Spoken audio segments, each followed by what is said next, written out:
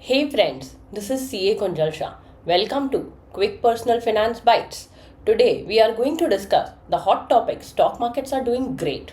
This continues from my earlier video, stock market is doing great. Why don't I start investing in stocks?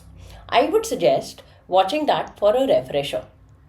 When you hear stories of people making lots of money in stock market, remember that many new investors are getting trapped. Let's start with the positive talks first. A growing stock market means the economy is doing well. That essentially means that Indian companies are performing great. Investors are creating wealth, which is fantastic. Those who invest in stock markets with the right method, behave wisely, and think long term are likely to build significant wealth there. Unfortunately, many new entrants start investing in direct stocks, taking advice from friends, families, brokers, etc. They see the success during these times as they have entered during the bull market. They also think that let me take advantage of this rally and make money.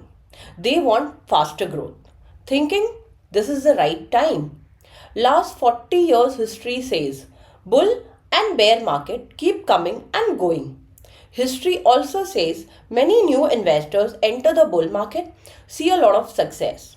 They don't even realize when the tide turns and bull turns to bear. All the gains made during the bull market turns into losses. But these investors never book those losses with the hope that they will see the previous prices again. Markets bounces back again, but this time some other set of companies rallied and they are holding the company that they had bought during the previous rally. Market cycles turning from bull to bear is not a quick process. Transitions take at least 5 to 6 years because investors never realize it.